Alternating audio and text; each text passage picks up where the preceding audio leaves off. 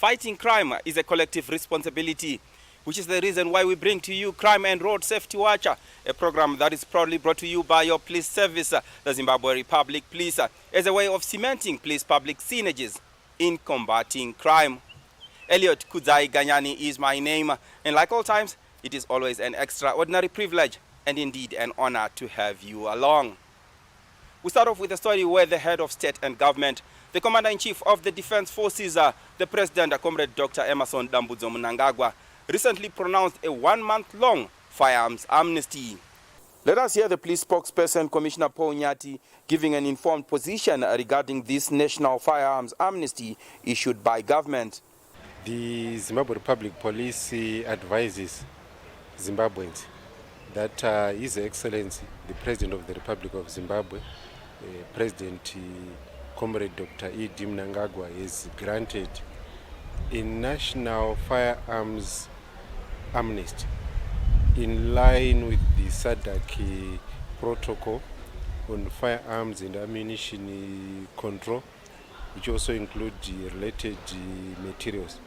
And this amnesty is running from the 24th of September 2025 to the 24th of October. What it entails is that anyone who is in possession of an unlicensed firearm, those who have got firearms which have not been regularized in terms of the Firearms Act Chapter 10.09, and those who have got firearms which were left behind by late family members, they have to voluntarily surrender those firearms to the police with no questions being asked.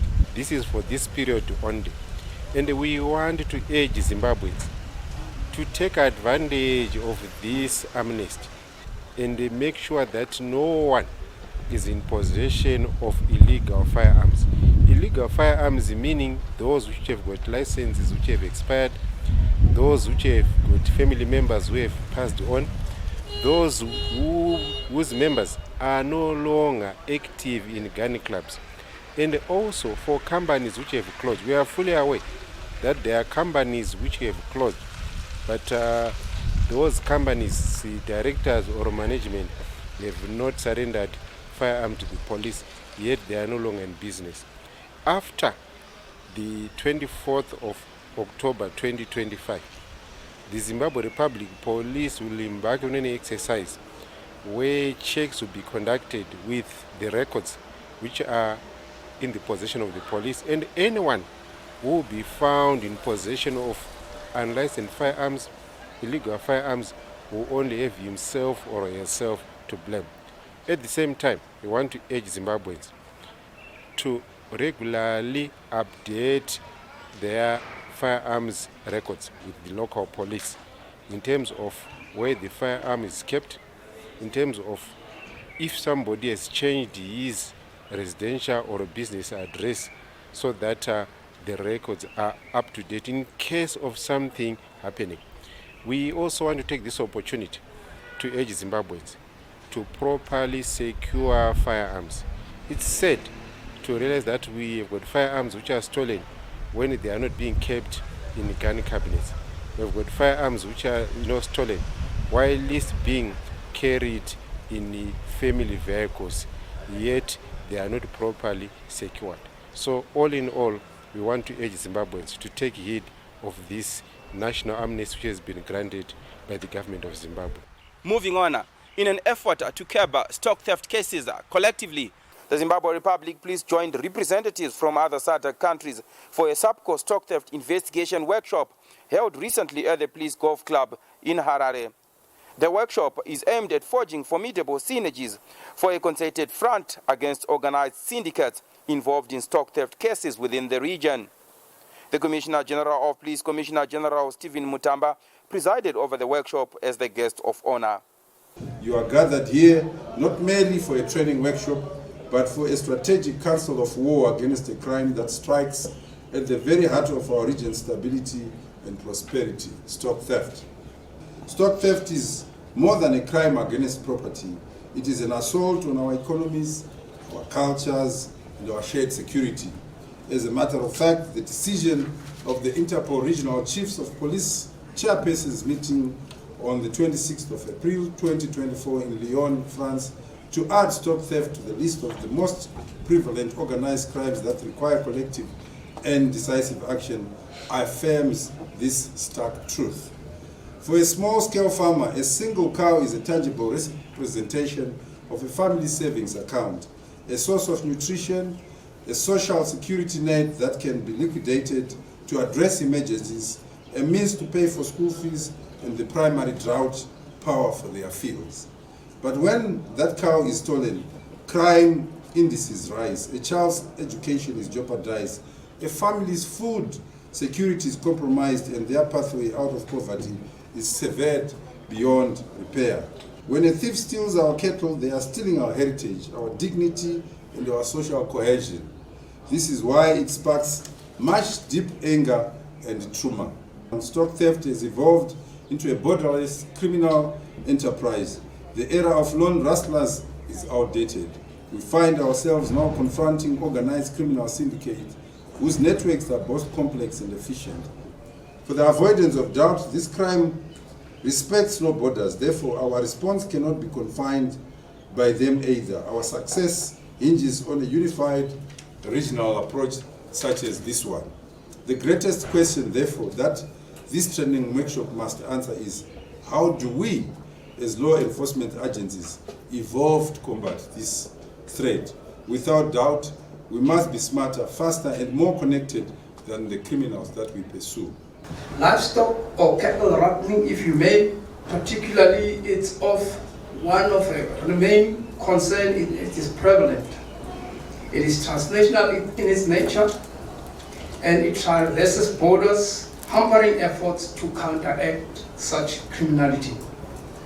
In 2024, the Namibian police force and Angolan authorities resulted in the cooperation repatriated 49 cattle and 60 goats to Namibia. In this, 33 suspects, 12 Angolans, 20 Namibians were apprehended and prosecuted for the offenses related to stock theft. Royal Eswatini Police Service documented the theft of at least 119 cattle and 14 goats during the final quarter of 2022. I wish also to submit that the Republic of South Africa responded also to similar incidences of stock theft in Sulenkama district in Eastern Cape province. In February 2025, law enforcement authorities recovered 208 stolen cattle. This example demonstrates the ramification of stock theft is far-reaching, resulting not only in direct loss to both formal and informal sectors that deal with livestock, but also increased expenditure on security, more so law enforcement. Moving on, 2 people have been jailed for 10 years imprisonment each for vandalism of public utilities and infrastructure. The 2 were arrested by detectives from the Criminal Investigation Department Marondera and were sentenced on their initial appearance at court due to sufficient evidence to secure conviction. Upon their arrest, about 12 kilograms of copper cables were recovered. Here is more. CID Marondera recently arrested 2 accused persons for vandalism of copper cables. The names of the accused persons are Rashid Innocent Amidu, a male adult aged 28 years of Dombotombo suburb, and Tatenda Talent Nikadzino, a male adult aged 22 years of Cherima suburb. Detectives from CID Marondera received a tip-off to the effect that the accused persons had hidden some copper cables in a certain house in Dombotombo.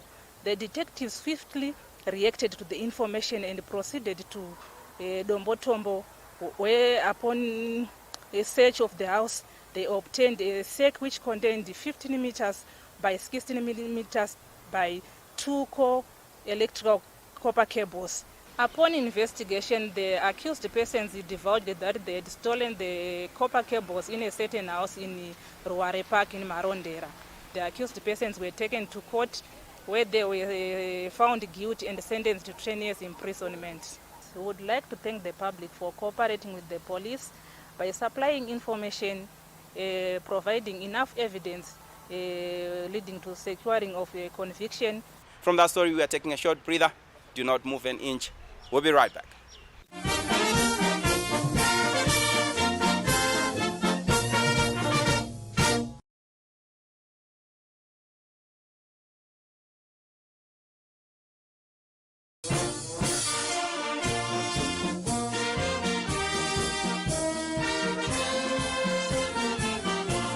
Welcome back. We are now in the second segment of Crime and Road Safety Watch. Thank you very much for staying with us. The Zimbabwe Republic Police would like to remind miners to always follow legal procedures of registration and licensing to do their mining activities instead of wantonly going about mining activities without following the legal ways. The ZRP therefore conducts numerous operations around the country to maintain law and order within the mining sector. We visited ZRP Chegutu recently, who are conducting a similar operation. The officer in charge operations, ZRP Chegutu Inspector Godfrey Kasirai Mukanyi, speaks on this. Chegutu is a gold-infested area. As such, a lot of people flock from different walks of life in search of the yellow metal. The major problem is that most of these people then start mining without following registration and licensing procedures. We want to take this opportunity to urge prospective miners to first acquire licenses and register with the Ministry of Mines prior to commencing mining activities. Meanwhile, as police, we are conducting an operation aimed at bringing sanity in the mining area within ZRP Chegutu policing area. So far, we've managed to confiscate a number of machinery used in the perpetration of unregistered mining activities. These include hammer mill engines, compressors, windlasses, among others.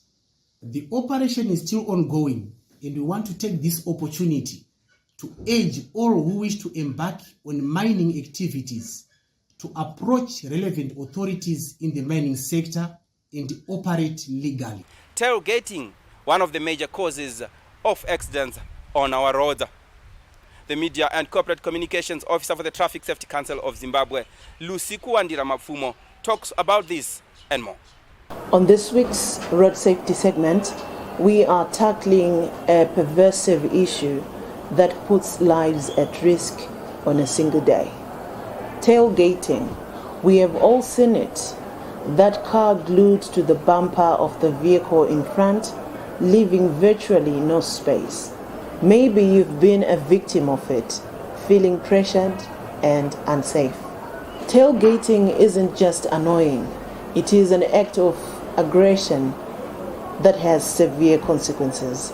Now, let's talk about the dangers of tailgating. If the vehicle in front brakes suddenly, even for a split second, you have almost no time to react. The faster you go, the longer it takes to stop. So tailgating at high speeds is akin to driving blindfolded. You are relying on the vehicle in front to navigate the road for you. And if they encounter a hazard, you'll likely be involved in a collision. Statistics show that tailgating is a leading cause of rear-end collisions. They can lead to serious injuries like whiplash, spinal cord damage, traumatic brain injuries, and even fatalities. When you are too close, your view of the road ahead is significantly obstructed. You cannot see beyond the vehicle directly in front of you, missing vital warning signs, upcoming traffic changes, or potential hazards that could allow you to anticipate and react safely. Tailgating often escalates into road rage. The driver being tailgated feels stressed, intimidated, and bullied, which can lead to erratic driving or retaliatory actions, making the situation even more risky. So, how do we prevent ourselves from being tailgaters, even unintentionally? The answer is simple: maintain a safe following distance. The golden rule for this is the 2-second rule. Here's how it works. Choose a fixed object. As the vehicle in front of you passes a stationary object, count 1001, 1002 and check your position. If your vehicle reaches that same fixed object before you finish counting, you are too close. This 2-second gap is for ideal driving conditions. In less than ideal conditions, you need to increase the distance. These include wet roads. Double your following distance to at least 4 seconds. Also, night driving or low visibility. In situations like that, add extra time to compensate for reduced sight. Now, what if you're the one being tailgated? Stay calm and don't react aggressively.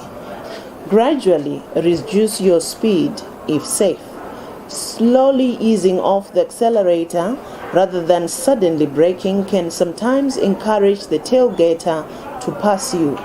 If you are on a single lane road and the tailgater is persistent, find a safe, well-lit place to pull over and let them pass. Do not speed up. You might think speeding up will make them back off, but it often just encourages them to match your speed, putting both of you at a higher risk. Tailgating is a serious road safety issue, but by understanding its dangers, practicing safe following distances, and knowing how to react if being tailgated can all contribute to safer road experiences. To avoid tailgating and other reckless driving behaviors, as Traffic Safety Council of Zimbabwe, we encourage you to train in defensive driving course. Remember, safety first, there is no second chance. From that story, we are taking a short breather. Please do join us in the third and final segment.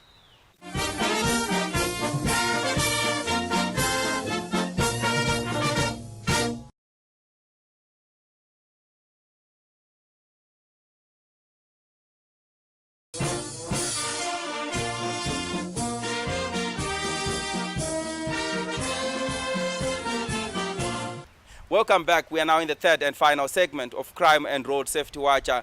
The Zimbabwe Republic Police Harare Suburban District recorded a decrease in crime from January to date when comparing the same period between year 2024 and 2025. The officer commanding the district, Chief Superintendent Mugurameno, spoke on this and more. It is on record that our crimes of concern are on the decrease, comparing the period of 2024 vis-à-vis the period 2025. Crimes of concern have decreased from 783 to 489. In terms of crimes of concern which are pronounced in the district, we have armed robbery, theft from car and unlawful entry and theft cases. On armed robbery cases, we would like to urge business people who are mainly targeted within our district to install CCTVs and alarm system wherever possible.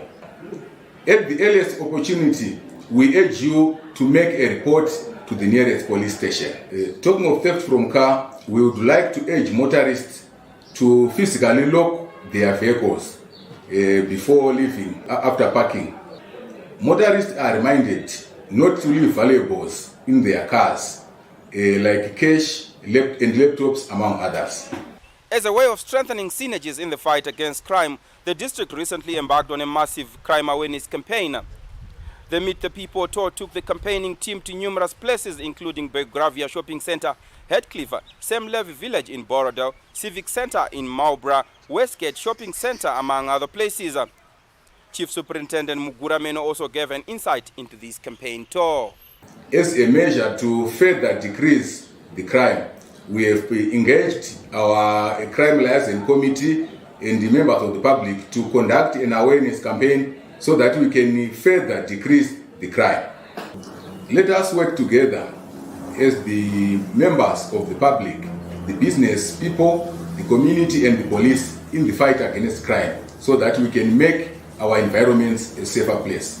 Here are some of the campaign messages delivered by the police officers. Nzvimbo ino tiri kutambira maripoti akawanda ekurovana kuri kuitika mudzimba noise iri